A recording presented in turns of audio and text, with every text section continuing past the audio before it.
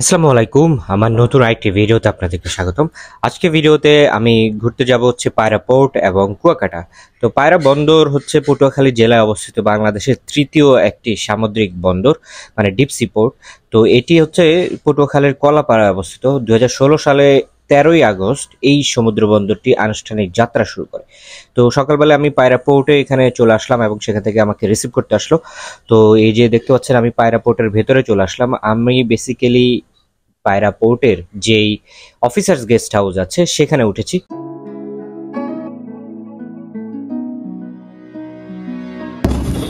Okay, good morning from পায়রা বন্দর।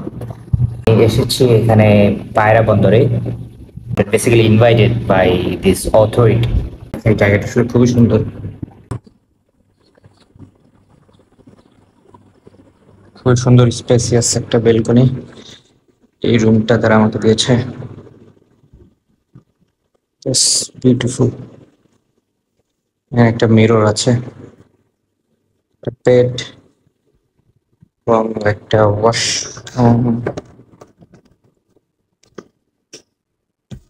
Not bad. এখন ঘুমিয়ে নিব, এরপর হচ্ছে আপনাদেরকে জায়গাটা পুরো আমি ঘুরে দেখাবো পায়রা বন্দরে। হোপফুলি ভিডিওটা অনেক ভালো লাগবে। গুড মর্নিং ফ্রম পায়রা বন্দর। তো আমি যেখানে আছি এটা হচ্ছে একটা অফিসার্স গেস্ট হাউস। জায়গাটা আসলে খুবই সুন্দর। এখানে আরেকটা অফিসার্স গেস্ট হাউস, দূরে একটা মসজিদ দেখা যাচ্ছে।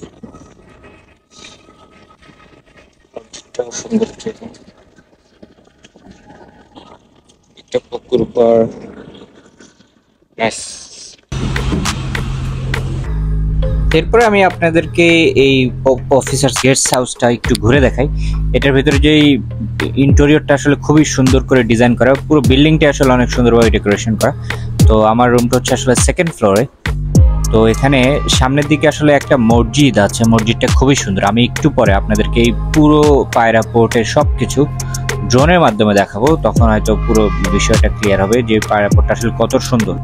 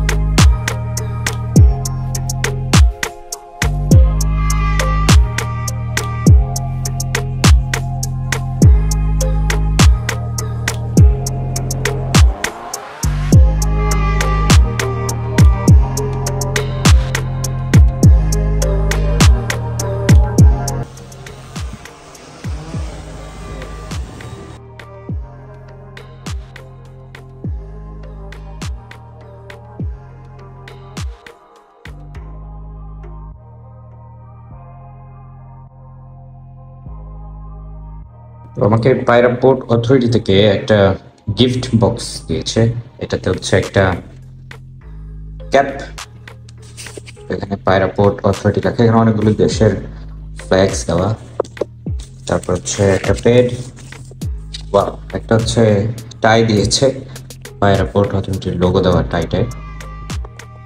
আর হচ্ছে এখানে একটা বুকলেট দিয়েছে, বুকলেটটাতে হচ্ছে বিভিন্ন ধরনের ইনফরমেশন দেওয়া আছে, বেসিক্যালি এই পোর্টের সুযোগ সুবিধাগুলো। তো এই হচ্ছে পায়রা পোর্টে হসপিটালিটি। তো পরের দিন দুপুরবেলা আমি পায়রা পোর্ট থেকে চলে যাব এখন হচ্ছে কুয়াকাটায়। তো পায়রা পোর্ট থেকে যাওয়ার সময় মানে যে রোডটা, 4 লেনের রোড, এই রোডটা খুবই সুন্দর। এই রোডটা দেখতে আসলে খুবই ভালো লাগে, কারণ এই রোডের ওই পাশে সেখানে হচ্ছে সিভিল এভিয়েশন অলরেডি জায়গা বরাদ্দ করেছে, সেখানে কিন্তু এয়ারপোর্ট হবে। সুতরাং এরপরে কিন্তু আমরা কুয়াকাটায় এই এয়ারপোর্টের মাধ্যমে বা প্লেনের মাধ্যমে যেতে পারবো। সেখানে কুয়াকাটায় সেই এয়ারপোর্টটি হচ্ছে। তো আমরা নেক্সট চলে যাব এখন কুয়াকাটায়। তো পায়রা পোর্ট থেকে কুয়াকাটার দূরত্ব হলো প্রায় 20 কিলোমিটারের মতো। তো আমি প্রায় আরো আধা ঘন্টার মধ্যেই কুয়াকাটায় চলে আসি। কুয়াকাটা আসার পরে এখানের যেই ভিউটা খুবই ভালো লেগেছে আমার কাছে। কুয়াকাটাকে আসলে সাগরকন্যা বলা হয়। এই কুয়াকাটা সি বিচটা প্রায় 18 কিলোমিটার লম্বা। তো এখন আসলে পর্যটন সময় না, মানে পর্যটকদের এখন সময় না, তো এই জন্য কিন্তু কুয়াকাটা বিচটা একটু খালি। তো এই সময়টাই আসলে আমার বেশি ভালো লেগেছে, কারণ পুরো জায়গাটা খালি এবং ঘুরতে অনেক মজা লেগেছে। তো এখানে আসার পরে আমি আগেই রিটার্ন টিকিট কেটে ফেলেছিলাম আমার ঢাকা আসার রাত 10টায়। তো দুপুর 2টা থেকে প্রায় 10টা পর্যন্ত আমি কুয়াকাটা ছিলাম। এই 8-9 ঘন্টার ভিতরে আমি পুরো কুয়াকাটার যতগুলো স্পট ছিল সবগুলো স্পট ঘোরার জন্য একটি বাইক আমি রেন্টে নেই।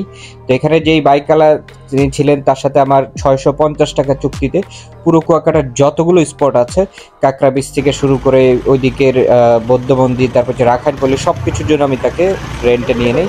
তো তার সাথে করে আমি একেবারে এই বিচের পাশ ধরে পূর্ব দিকে আমরা চলে যাচ্ছি। সেখানে প্রথমে আমাদের গন্তব্যস্থল হচ্ছে ঝিনুকের বিচ, মানে যেখানে আসলে অনেকগুলো ঝিনুক থাকে সেখানে।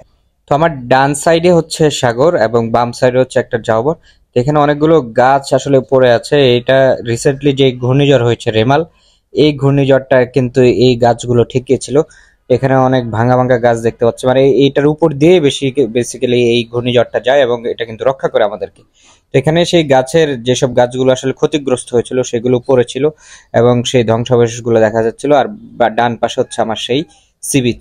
সি বিচটাও খুব শান্ত এবং খুবই সুন্দর লাগতেছিল, কারণ এই জায়গাটা এখন খুবই নীরব এবং আমার কাছে অনেক ভালো লাগতেছিল।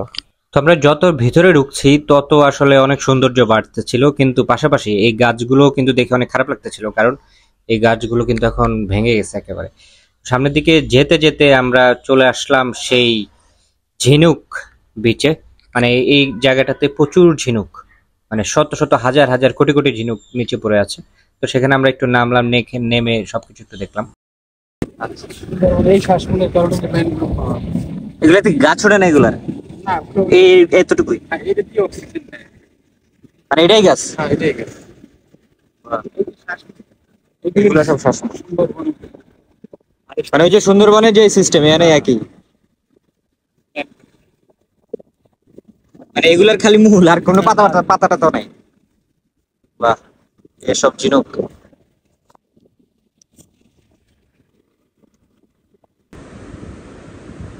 প্রচুর ঝিনুক, পুরা ঝিনুকের বীজ এখানে। আরো এগুলা সব ঝিনুক, অসাধারণ একটা ভিউ, ম্যানগ্রোভের মতো। এরপরে সাগর, এখানে ঝিনুক। একটা বাইক নিয়ে আমরা আসছি। তো এই সাদা ঝিনুকের বিচে আমরা কিছুক্ষণ সময় স্পেন্ড করে আমরা আবার চলে যাচ্ছি কাঁকড়া বিচ।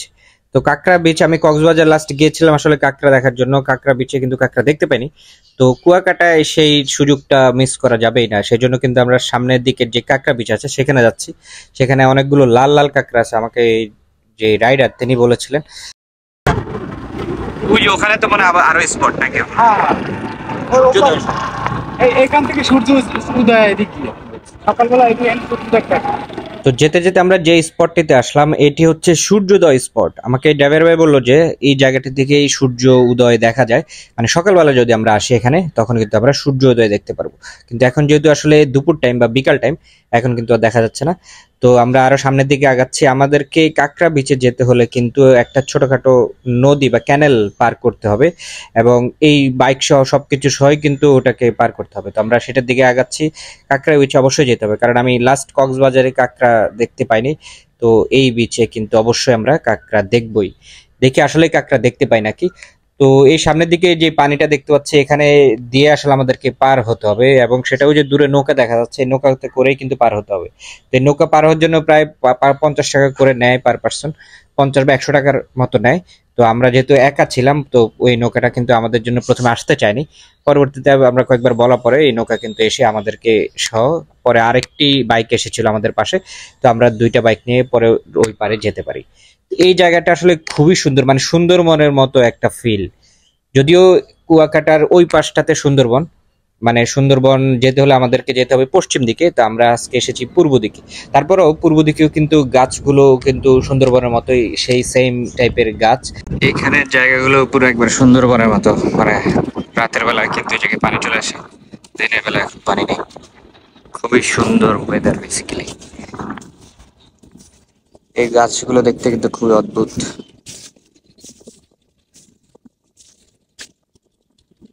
কি গাছ আসলে আইডিয়া নেই অবশ্য, কিন্তু গাছের গুঁড়িগুলো মনে হচ্ছে যে খুবই স্ট্রং, এবং এই গাছের গুঁড়িগুলো বালুতে এমন ভাবে শক্ত হয়ে আছে মনে হচ্ছে মানে খুবই স্ট্রং, মানে গাছের তুলনায় গাছের গুঁড়ি বড়। এটা হচ্ছে গুঁড়িটা অনেক বড়। ঠিক ওই দিক হচ্ছে একেবারে বে অফ বেঙ্গল, মানে একেবারে অসীম, মানে ওইদিকে আর কোনো কিছু নাই বেসিক্যালি। আর সানসেট হয়ে যাচ্ছে এখানে দিক দিয়ে। এটা পুরো ম্যানগ্রোভ ফরেস্টের মতো এই জায়গাটা দেখতে। এবং কুয়াকাটার যে মেইন স্পট 0 পয়েন্ট থেকে হচ্ছে সোজা আমরা, এবং এই বাইকে করে এখানে 7, 8, 9টি স্পট আছে, সবগুলো স্পট ঘুরে আসবে। এখন আসলে টুরিস্ট খুবই কম, এই জন্য কিন্তু অন্যরকম ভালো লাগতেছে। একজন মাঝে যাচ্ছেন,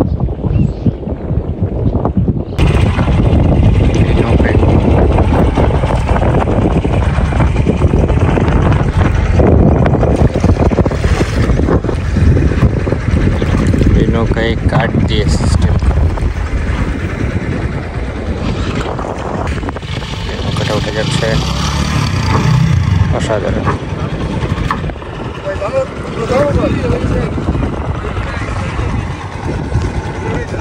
তো আমাদের সাথে আরেকটি বাইক আসে, তারপরে কিন্তু এই নৌকাটি আমাদের কাছে আসে এবং এই দুটি বাইককে আসলে ওই পারে পার করে দেয়। তো আমরা নৌকায় উঠে গেলাম এবং উঠে আবার সামনের দিকে আগাচ্ছি। আমাদের গন্তব্যস্থল হচ্ছে সেই কাঁকড়া বিচ। তো যাওয়ার পথে এখানে অনেকগুলো গরু দেখলাম, মানে এগুলো ছাড়া এগুলো আসলে কাদের গরু এটা বোঝার কোনো উপায় নেই, কারণ এই জায়গাটা পুরোটাই জনমানব শূন্য, ধুধু প্রান্তর। আমরা সাগরের সাইড ধরে সামনের দিকে আগাচ্ছি প্রায় 5-10 মিনিট। এইভাবে যাওয়ার পরে আমরা সেই অবশেষে লাল কাঁকড়ার দেখা পেলাম, কিন্তু আমাদের বাইক সামনের দিকে যাওয়ার সাথে সাথেই কাঁকড়াগুলো কিন্তু সব ভেতরে ঢুকে যাচ্ছিল, মানে কাছেই দেখতে পারতেছিলাম না, কারণ সাউন্ড শুনেই কাঁকড়াগুলো কিন্তু ভেতরে ঢুকে যাচ্ছিল। এই যে অবশেষে দেখা মিলল সেই লাল কাঁকড়া। এগুলো কি বিষ কাঁকড়া কয়েকগুলো গর্তের ভিতরে গিয়েছে, নামলে একটা পাওয়া যাবে না, এগুলো থাকেই ভালো। আমরা এটা কি মাছ? ও পটকা মাছ। কাঁকড়া সব গর্তে ঢুকে আছে।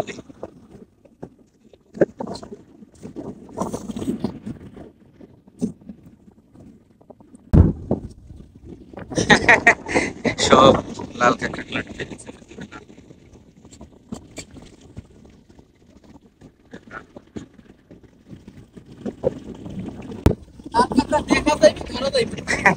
এটাই তো দেখতেছি, লাল কাঁকড়া দেখা যাবে, ধরা যাবে না। ওই যে লাল কাঁকড়া, কাছে গেলে চলে যাবে। তো আমার এই লাল কাঁকড়া বিচে লাল কাঁকড়া দেখার শখ মিটে গেল। এই লাল কাঁকড়াগুলোকে আসলে বিষ লাল কাঁকড়া বলা হয়, মানে এগুলো খাওয়া যায় না এবং এগুলোকে কিন্তু ধরাও যায় না, মানে আপনি কাছে গেলে এগুলো গর্তে ঢুকে পড়ে। তো ওখান থেকে আমাদের নেক্সট গন্তব্যের স্থল হলো সেই বৌদ্ধ মন্দির এবং রাখাইনপল্লী। তো এখান থেকে আমরা গ্রামের পথে ধরে প্রায় আরো 20-30 মিনিট বাইকিং করার পরে আমরা সেই বৌদ্ধ মন্দিরের কাছে পৌঁছালাম। রাখাইন বৌদ্ধপল্লী, মানে বৌদ্ধ মন্দির, এটা দেখতে আসছি। এখানে হচ্ছে 10 টাকা করে টিকিট।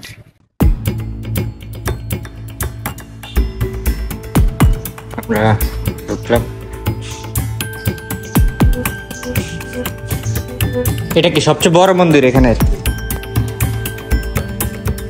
এটা হচ্ছে কক্সবাজারে না একটা আছে, না চট্টগ্রামে মনে একটা আছে না? এটা কত সালে ইয়ে হয়েছে? এটা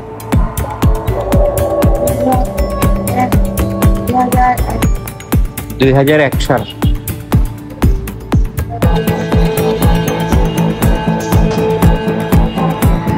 এখানে পানি দেওয়া, আমি জানি না আসলে পানি কেন দেওয়া। এখানে যে আরেকটা ছোট মূর্তি আছে, থাইল্যান্ডের ভাষায় কিছু লেখা। মূর্তি কিন্তু বিশাল বড়। এটা কি? এটা ঘন্টা? ওই ঘন্টা বাজে কেমন? ও এটা দিয়ে বাড়ি দেয়। এটা নিয়ম কি ঘন্টা বাজানোর? মানে বাজায় কোনো নির্দিষ্ট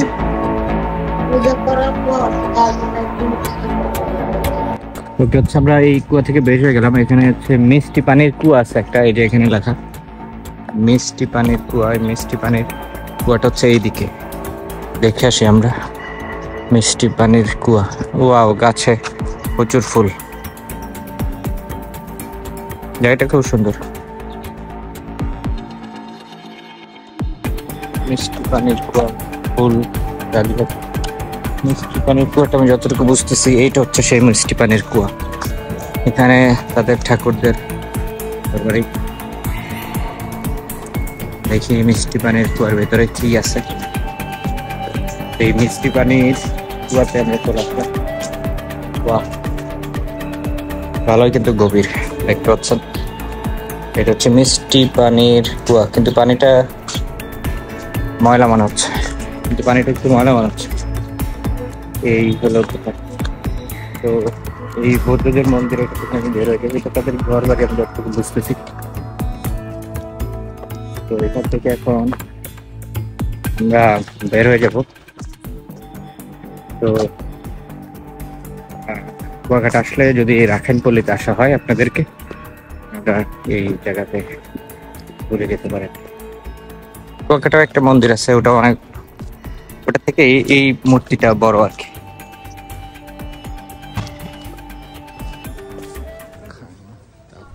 এরপরে আমরা তার পাশে চলে আসলাম রাখাইন তাঁতপল্লী।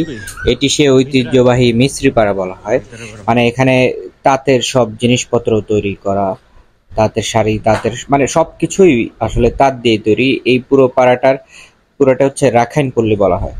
তো প্রথম দিকে হচ্ছে এই পুরো তাঁতের বাজার, এখানে অনেক ধরনের সামগ্রী আছে, বিশেষ করে কাপড় আইটেম আর কি বেশিরভাগ। এখানে অনেক বড় একটা মার্কেট, এখানে চাইলে যে কেউ মার্কেট করতে পারে। তো এখানে যে দেখতে পাচ্ছেন বিভিন্ন ধরনের পাথরের যে মালা কক্সবাজারে গেলে আমরা দেখতে পাই, সেগুলোও কিন্তু আছে। তো এটি একটি মানে টিন দিয়ে তৈরি এরকম ছোট ছোট দোকানের মতো পুরো একটা বিশাল বড় বাজার বা মার্কেট বলা যেতে পারে। এখানে পাহাড়িদের বিভিন্ন ধরনের যে ড্রেস বা রাখাইনদের ড্রেস আছে, এছাড়া তাঁত দিয়ে তৈরি বিভিন্ন ধরনের পোশাক আছে। এখানে শাড়ি থেকে শুরু করে পাঞ্জাবি থেকে শুরু করে অনেক কিছু আছে। তো কিছু জিনিস আমরা এখান থেকে কেনাকাটা করে মানে শপিং শেষ করে এরপর আমরা ঘুরতে বের হলাম হচ্ছে তাদের যেই এলাকা মানে রাখাইনপল্লী, যেখানে আসলে তারা থাকে সেটা। তো এখানে আমরা সামনের দিকে একটু যাওয়ার পরে তাদের যেই ঐতিহ্যবাহী বাড়িগুলো আছে সেগুলো আমরা দেখতে লাগলাম। এখানে দেখতে পাচ্ছেন যে বাড়িগুলো একটু উপরের দিকে উঠানো, পাহাড়ি অঞ্চলে যেভাবে বাড়িঘর তৈরি করে এখানেও কিন্তু সেভাবেই বাড়িঘর তৈরি করেছে। এই যে দেখতে পাচ্ছেন বাড়িটা কিন্তু একটা নির্দিষ্ট উচ্চতায় তারা তৈরি করে, যাতে নিচের কোনো জীবজন্তু অ্যাটাক না করতে পারে। তো এখানে বেশিরভাগ বাড়ি কিন্তু এরকম। তো আমরা সামনের দিকে একটু হাঁটার পরে দূরে দেখতে পেলাম যে একজনের মাথায় আর কি একটা বানর নিয়ে খেলতেছে। তো দেখেই তার কাছে গেলাম এবং তিনিও একজন রাখাইন। তো তার হচ্ছে একটি পিঠার দোকান আছে। এই যে কি বিষয় মাচান চীন রাখাইন নাই এখন, ওই যে আছে পিঠা। এটা কি আপনার নিজের? কি নাম এটার? এটা হইছে যে নামের শেষ নাই, অনেক অনেক নাম। এ বাবা তোর এখন দোকান তো এই ছোট তো এখনো না? হ্যাঁ এখন ছোট লস মানে আপনার পোষ মানে গেছে? এই দোকান ঢুকতে বাইরে থাকবে। এই বাচ্চাদের মতো আচরণ করে না? হ্যাঁ পুরো বাচ্চাদের মতো। আমি পিঠা বানাইতে পারবো না, আমার যাই জ্বালাই বেশি। এই পিঠার দোকান আপনার নিজের? হ্যাঁ ওর আগে বানিয়ে রাখা লাগে, নাইলে আর ওই পিঠা বানাই চলে যান এমনি এখানে আপনার কাছে থেকে। এলা বাহ, আইসলা ছেলেবেলা এটা দৌড়ে উঠতে গেছে, ভয় পেয়েছে আমাদের। আমি বান বেজে তো এই তো গেছে গা, না যাবে না, আবার চলে আসবে। যাবে না আইলা আইলা আইলা আইলা আইলা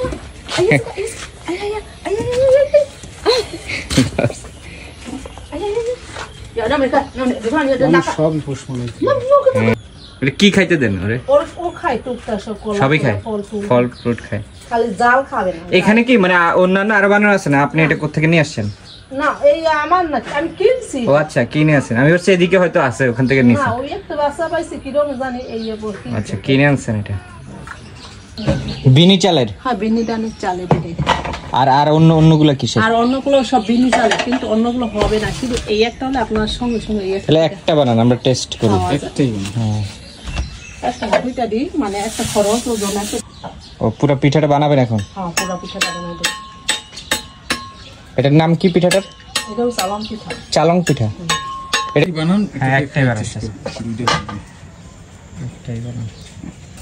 এটা কি দিতেছেন? চিনি?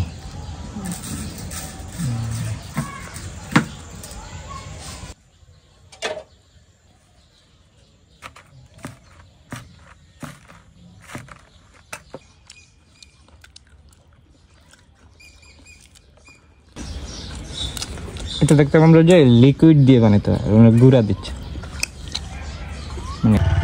এই রাখাইনপল্লী থেকে বের হয়ে আমরা আবার সেই কুয়াকাটায় ফিরে আসলাম। অনেক জায়গায় ঘুরেছি অলরেডি, কাঁকড়া বিচ, তারপর হচ্ছে রাখাইনপল্লী, ঝাউবন সব কিছু। তো বিচেও আপনাদেরকে একটু নিয়ে আসি। এই জায়গায় আসলে প্রচুর বাতাস এবং অনেক সুন্দর ওয়েদার। এই যে দেখতে পাচ্ছেন অসাধারণ ওয়েদার, যদিও এখন মানে বৃষ্টি নামবে।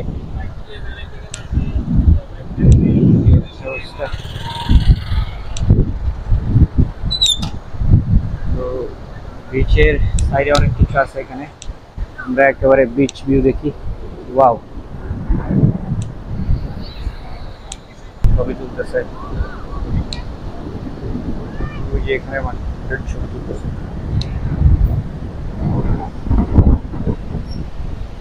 মানে এটা আসলে ইনফিনিটি, মানে এখানে শেষে আর কিছু নাই। এটা হচ্ছে কুয়াকাটা 0 পয়েন্ট এবং এই পাশে হচ্ছে ফিশ ফ্রাইয়ের যে এরিয়াটা, এটা আমরা একটু পরে আপনাদেরকে নিয়ে যাব। কুয়াকাটা এখানে কি কি ফিশ পাওয়া যায়, সি ফিশ, এটা আমরা দেখাবো। কিছুক্ষণ আগে আমি ওই একেবারে শেষ পাতা দিয়ে ওইদিকে ঘুরে এসেছি। খুবই অদ্ভুত সুন্দর জায়গা। এখানে বাইকের অনেক রাইড আছে, কেউ বাইক ছেড়ে বাইকে উঠতে পারে। তারপরে বাগি কার আছে, ওই যে দেখতে পাচ্ছেন বাগি কার।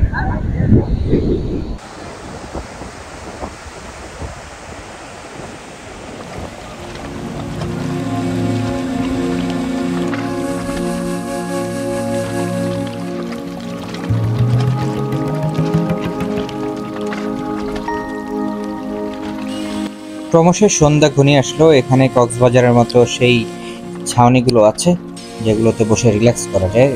এখন ওয়েদারটা আসলে এত চমৎকার হয়ে গিয়েছিল, সানসেট হয়ে যাচ্ছে, পুরো ইয়েলো কালার হয়ে গেছে। মানে সিনারিটা এত সুন্দর, মানে খালি চোখে দেখতে এত ভালো লাগছিল এবং ঠান্ডা বাতাস, খুবই আসলে অন্যরকম একটা পরিবেশ তৈরি হয়ে গিয়েছিল। ফিশ ফ্রাইয়ের মার্কেটটা সামনে, ফিশ ফ্রাইয়ের মার্কেটটা দেখতে আসি। এই পাশটা বেসিক্যালি ফিশ ফ্রাই, এদিকে সূর্য উদয়ের সময় গেলে বেটার, আর এই সেটটা হচ্ছে সূর্য অস্ত। সত্যি করলে টলে অনেক কিছু আছে।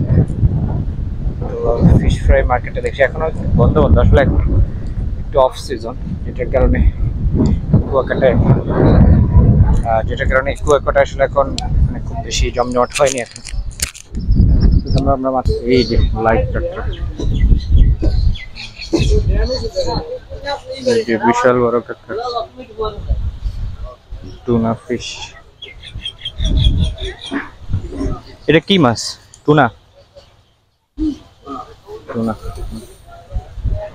এখানে সিরিয়ালে সব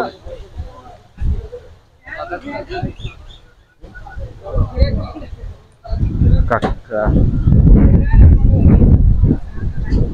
ফিশ। এখনো বসতেছে আস্তে আস্তে সবাই তাদের ফিশ। মাছের দোকানগুলো তারা আস্তে আস্তে সাজাচ্ছিল, যেহেতু সন্ধ্যা হয়ে গেছে। তো সন্ধ্যা হয়ে যাওয়ার পর আসলে আমি ভাবলাম যে আরেকবার ঘুরে আসি ওদিক থেকে, কারণ পরিবেশটা এত সুন্দর লাগছিল। আমি আরেকটা অটো নিই এবং অটো নিয়ে আরো প্রায় সামনের দিকে অনেকক্ষণ ঘোরাঘুরি করে আসি।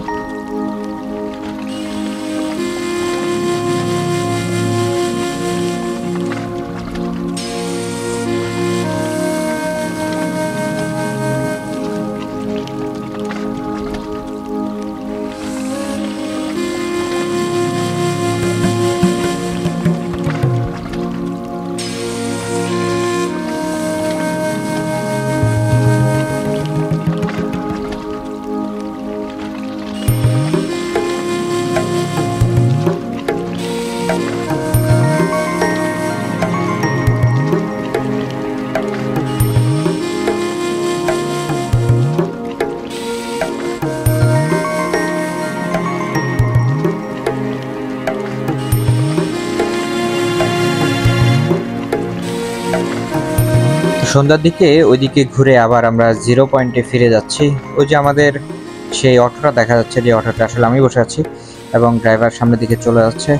তো এই ভিউটা আসলে এত চমৎকার ছিল, মানে সানসেট হয়ে গেছে, পুরো আকাশটা লাল হয়ে আছে এবং সেটা রিফ্লেক্ট এই পানির মধ্যে পড়তেছে এবং সেটার ভিউটা এত সুন্দর লাগতেছিল, এটা আসলে ভাষায় প্রকাশ করার মতো না। মানে কুয়াকাটায় আসার মানে যেই পুরো ডেটা, মানে আমার কাছে মনে হচ্ছে যে এটা সার্থক। কারণ যেই সিনারিটা আমি দেখেছি, আপনারা জানি না কতটুকু দেখতে পাচ্ছেন ড্রোনের ভিডিওতে, কিন্তু এই রিয়েল লাইফে মানে চোখে, খালি চোখে এই জিনিসটা এত সুন্দর লাগছিল, মানে এত প্লিজেন্ট একটা সিনারি, যেটা আসলে কুয়াকাটায় না আসলে বোঝা যাবে না। এই জন্যই হয়তো কুয়াকাটাকে সাগরকন্যা বলা হয়।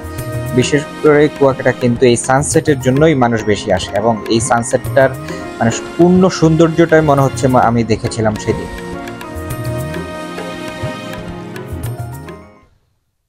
এখানে সব শামুক ঝিনুকের দোকান। এই বরাবর হচ্ছে বিচ এবং বিচের এই পাশে হচ্ছে শামুক ঝিনুকের দোকান।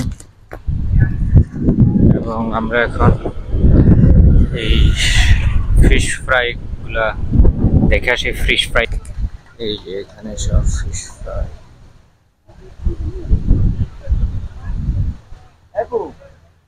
হ্যালো আপু, 100 টাকা চলবে আপনার জন্য? কোনটা 100 বলতেছেন? কি 100? না, বিড়ালের জন্য একটা ছোট মাছ। আচ্ছা আচ্ছা। কাঁকড়া কিরকম সাইজের? আপনি কোনটা খাবেন? ধরেন এই বড় সাইজগুলো কিরকম সাইজ? এগুলো বড়গুলো 180 টাকা আছে। 100 মানে আপনি কি ইয়া করে দিবেন, ফ্রাই করে দিবেন? রান্না করে দিবেন। আর চিংড়ি? চিংড়ি লবস্টারটা আপনার 900 না 850, এই হলো 300, 200, ওই 250, 200। চিংড়ির প্রাইস বেশি। হ্যাঁ, কাঁকড়া বড়টা কমে রাখেন কিছু।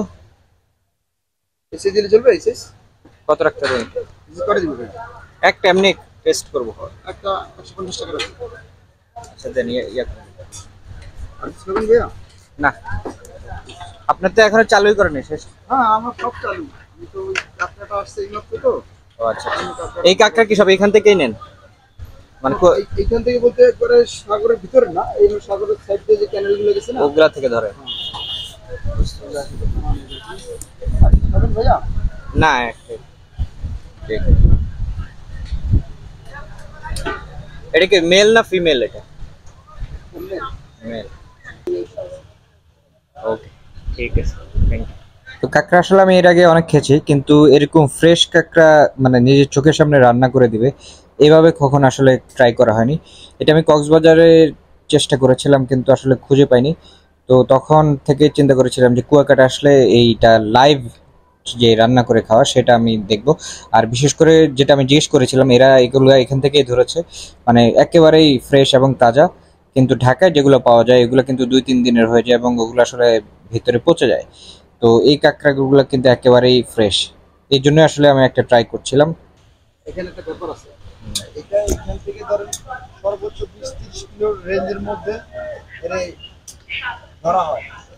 ঢাকায় তো ধরেন এখান থেকে ধরে আসছে পাঠায়, আবার পাঠাইতে পারি তো একটা গাড়ি একটা ট্রান্সপোর্টের খরচ, সবকিছু মিলে দাম দেখা যায় যে সে চাইলেও ওইটার একটা ফেলতে হয়। এগুলো কি অক্টোপাস? আর আমাদের এখানে একটু মনে হইলি ধরেন মারা গেছে বা এটা খাওয়ানো না, আমরা ফেলে দিই। ফেলে দেয়। আমাদের এখানে একটা গ্রিল আছে, যা ধরে রাখা যায়। ভাই কি খাবেন বড় ভাই? দেখি এটাকে এখন তেলে ভাজানো হবে। তেলে ভালো হবে ওই যে ওই মরিচের মশলা, না? না, ওখানে অনেক মশলা, বিভিন্ন মিক্সড ফ্রেশ সিক্রেট মশলা নাকি? হ্যাঁ, মিনিমাম 8-10 আইটেমের মশলা। আচ্ছা আচ্ছা। নতুন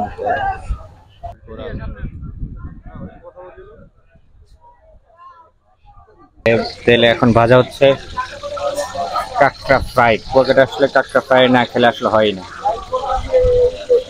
তো কুয়াকাটা আসলে কাঁকড়া ফ্রাই না খেলে কিন্তু হয় না। তো আমরা এখন কাঁকড়া ফ্রাই করতেছি এখানে। এখানে আমাদের ওই যে মামা, উনি হচ্ছে সব বেচা বিক্রি করতেছে। অলরেডি ইয়েলো কালার কিন্তু হয়ে গেছে। এর ভিতরে মশলা আছে। আমরা কাঁকড়াটা দেখতেছি, এখন অবশ্য গরম আছে, আমার হচ্ছে অনেক টেস্টি। এটা হচ্ছে বেসিক্যালি আমরা এই দোকান থেকে ফ্রাই করে নিছি। এখানে সবগুলো আসলে এই ফিশ মার্কেট, মানে ফিশ ফ্রাই করার জায়গা, সিরিয়ালে সবগুলো আমরা এই দোকানটা থেকে নিছি। মোটামুটি একটা বড় কাঁকড়া, দেখে আসলে টেস্ট কেমন। এরপরে আবার সমুদ্র সৈকতের রাতে সৌন্দর্য দেখার জন্য বিচের পাড়ে আসলাম। তো এখন আসলে অন্ধকার, কিছু তেমন দেখা যাচ্ছিল না, তো আমি চলে গেলাম তার পার্শ্ববর্তী যেই শপিং মার্কেট বা ছোটখাটো, এখানে পুরো বাজারটা আসলে বিভিন্ন জিনিস দিয়ে ভরপুর, এবং ওই পাশে হচ্ছে শুটকি পল্লী। তো আমরা এখান থেকে কিছু শুটকি কিনলাম। এখানে শুটকির প্রাইস আসলে অন্যান্য জায়গা থেকে কিছুটা কম। তো এখান থেকে কিছু চকলেট, শুটকি সহ আরো নানা জিনিস আমরা কিনলাম। ইলিশ মাছের শুটকি নিলাম কেজি। এখানে আমি চলে যাচ্ছিলাম, এখানে আমি আরেকটা মার্কেটের সন্ধান পেলাম। এই মার্কেটটাতে দেখে কি কি শপিং করা যায়। আসলে লাস্ট টাইম আমি এটা খুঁজে পেয়েছি। এটা আসলে বিশাল বড় মার্কেট, মানে পুরো এরিয়াটা অনেক কিছু আছে। বার্মিজ। তো এখানে সমুদ্র পাড়ের একটু দূরে এখানে আরেকটা মার্কেটের সন্ধান পেলাম। এটা আসলে আমি একেবারে যাওয়ার টাইমে জানতে পেরেছি। তো তারপর আমি একটু ঘুরে যাচ্ছি এখানে আসলে আরো অনেক কিছু আছে শপিং করার মতো, এবং এই পুরো এরিয়াটা বিশাল বড় একটা মার্কেট, একবার এই মাথা থেকে শুরু করে শেষ মাথা পর্যন্ত অনেকগুলো দোকান, প্রায় এখানে 500-র উপরে দোকান হবে। তো আপনারা যারা কুয়াকাটা আসবেন এখান থেকেও শপিং করতে পারেন।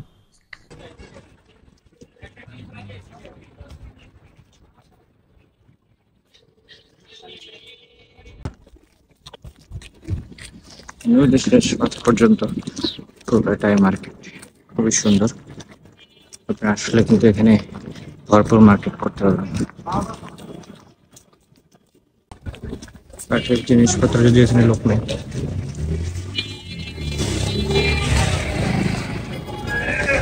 তো এখানে প্রচুর মার্কেট, অনেক শপ, অনেক কেনাকাটার জায়গা। ড্রেস, পাঞ্জাবি, ফতুয়া। এটা হচ্ছে কুয়াকাটা বাজার।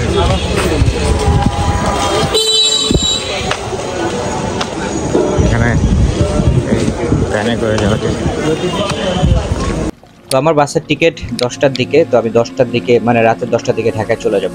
তো এই দুপুর থেকে 10টা পর্যন্ত মানে 7-8 ঘন্টার যে জার্নি, সেখানে আমি পুরোটা আপনাদেরকে দেখিয়েছি, যতটুকু সম্ভব আমি আপনাদেরকে ঘুরিয়ে দেখানোর চেষ্টা করেছি।